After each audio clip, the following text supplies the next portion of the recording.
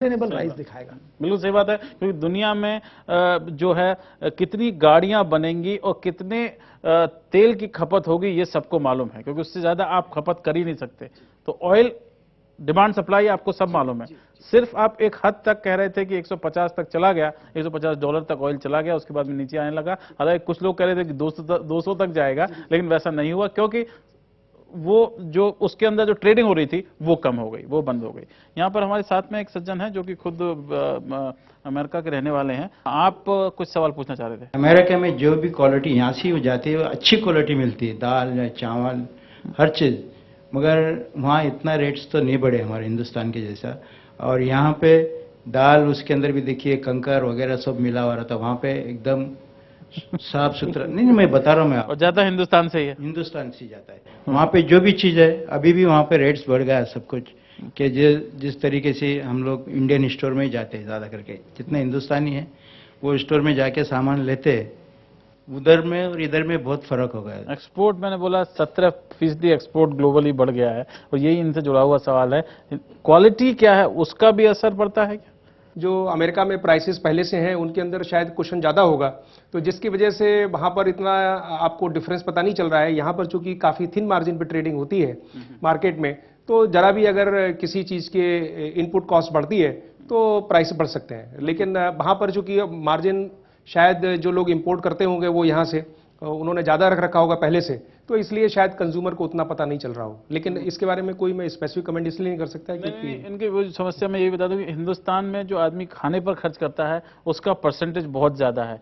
आप समझ सकते हैं कि रूरल एरियाज में 70% अपनी जो इनकम है वो लोग खाने पर खर्च करता है, तो उस पर इम्पैक्ट ज्यादा पड़ता है। अमेरिका में ये रहते हैं तो वहां पर जो 10% खाने पर खर्च करते होंगे और वो उसमें नहीं आता होगा। अभी कुछ देर में हम वापस आते हैं, और इनके बाद से एक बात हम और बड़ी है, वो ये बात है कि फ्यूचर्स का जो मार्केट है उससे हम अपने किसान जो हैं उनके हितों की रखवाली कैसे कर सकते हैं। आप देख रहे हैं मनी मंथ, कुछ देर में हम फिर होते हैं।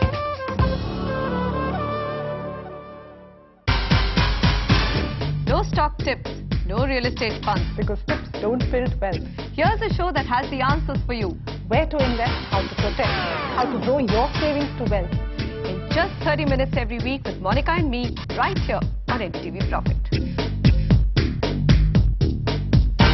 Reliance Money presents Money Mantra.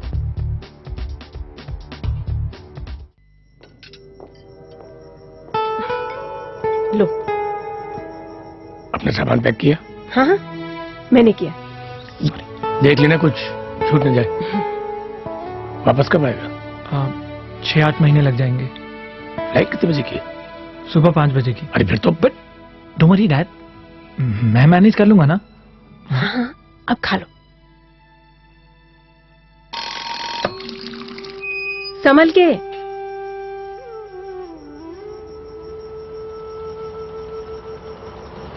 Taxi, airport चलेंगे। पापा आप? बेटा इतनी रात 3:30 बजे यहाँ टैक्सी थोड़ा मुश्किल। थैंक यू पापा। क्योंकि आपके सपने सिर्फ आपके नहीं, इसीलिए union bank of India. Ladies and gentlemen, Orlando Bloom. Tonight, I'd like to introduce a new star.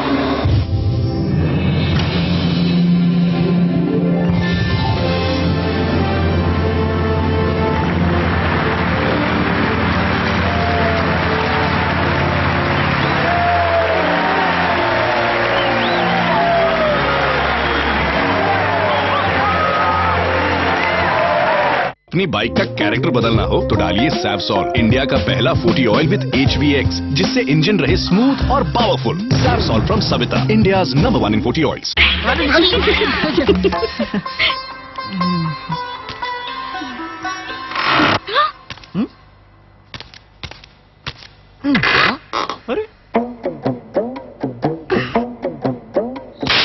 Kit ply नहीं लगाया? प्लाई माने Kitply. Introducing Color in Office Series. Xerox Color. It makes business sense.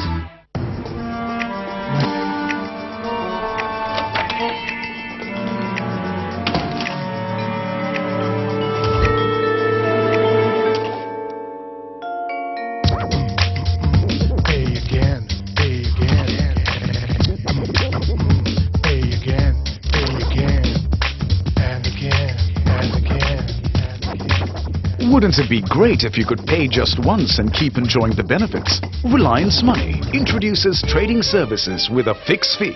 Now just pay once and keep trading and reduce your trading costs by up to 90%. Trading services from Reliance Money for equity, commodities, mutual funds and IPO. Reliance Anil Dhirubhai Ambani Group. Money मंत्र में एक बार फिर आपका स्वागत है। हम बात कर रहे हैं कमोडिटीज के बारे में, बात कर रहे हैं फ्यूचर्स मार्केट के बारे में, और फ्यूचर्स मार्केट से सीधा जुड़ा हुआ होता है आपके घर वालों की, आपकी अपनी शादी का त्योहार, क्योंकि जो सोना जो है उसके दाम जैसे ही त्योहार करीब आते हैं वो ऊपर चला जाता है। मैं बताऊं आपको कि रिपोर्ट्स जो आजकल आ रही हैं, इकोनॉमिस्ट ने अपनी रिपोर्ट में लिखा है हाल की में कि इंडोनेशिया में ईद उल फित्र आने वाला है, इसलिए सोने के दाम ऊपर जाएंगे। हिंदुस्तान में उन्होंने लिखा है कि यहाँ पर शादियों का सीजन आने वाला है और त्योहार का सीजन आने वाला है, इसलिए सोने के दाम जो है वो ऊपर जाएंगे और वो धीरे धीरे जाने भी लगेंगे। हालांकि जो बाकी एरियाज में जो इन्फ्लेशन है वो धीरे धीरे यहाँ पर कम हो रहा है। अब कुछ और सवाल देते हैं यहाँ पर लोगों के। आप सब बताइए, आपका क्या सवाल? मेरा सवाल है सर कि जैसे किसान की चीज है वो सस्ती ली जा रही है और सरकार अपनी चीज को महंगी दर पे किसान को दे रही है, तो ऐसा डिफरेंस क्यों है? किसान की चीज को सस्ती, मैं इसको फ्यूचर्स मार्केट से जोड़ता हूं जो आप बात कह रहे हैं। क्या वास्तव में यह है कि किसान की चीज सस्ती ली जा रही है, बीच में जो ट्रेडर्स हैं वो उसको, आम लोगों में यही है कि वो उसको बढ़ा चढ़ा के दाम पे बेच रहे हैं, फ्यूचर्स मार्केट में चीजें के दाम की जो भी खरीद फरोख्त होने से और दाम बढ़ रहे हैं?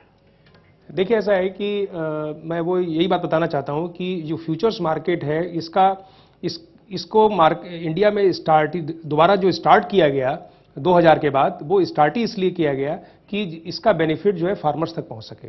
और हमारे एग्रीकल्चरल पॉलिसी स्टेटमेंट 2000 में ये घोषणा की गई कि गवर्नमेंट चाहती है कि इन मार्केट्स का बेनिफिट फार्मर्स तक पहुंचे। इस मार्केट का बेनिफिट फार्मर तक कैसे पहुंचेगा वो जरा बताने की मैं कोशिश करता हूं। पहली बात तो आप ये समझ लें कि फ्यूचर्स मार्केट और मंडी मार्केट में फर्क क्या है। मंडी मार्केट में आपको आज का प्राइस मिलता है, कोई भी प्राइस आपको आज का प्राइस मिलता है, आप उस पर लेना चाहते हैं लीजिए, नहीं लेना चाहते नहीं लीजिए। फ्यूचर्स मार्केट में आज का प्राइस नहीं, आगे आने वाले टाइम का प्राइस डिटरमिन होता है। अगले महीने का प्राइस क्या होगा, 2 महीने बाद का प्राइस क्या होगा, 3 महीने बाद का प्राइस क्या होगा। तो इस तरह से इसमें फ्यूचर के प्राइसेस डिटरमिन होते हैं।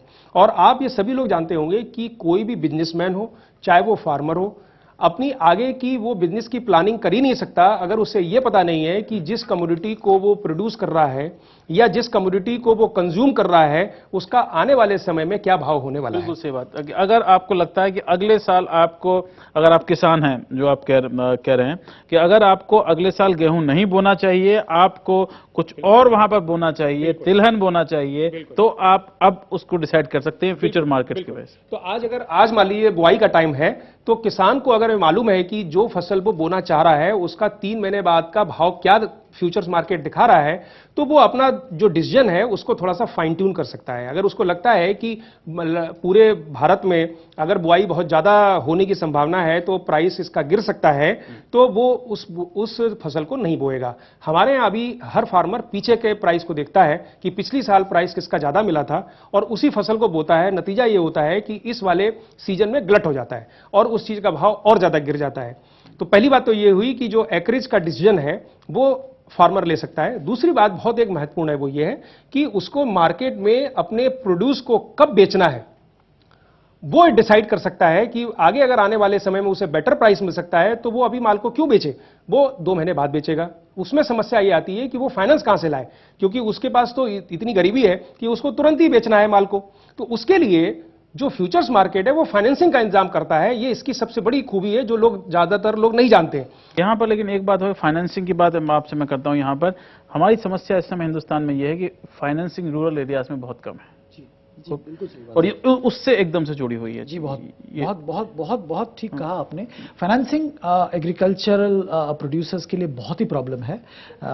आजकल थोड़े थोड़े उपलब्ध हो रहे हैं पर फिर भी बहुत दिक्कत है। इसीलिए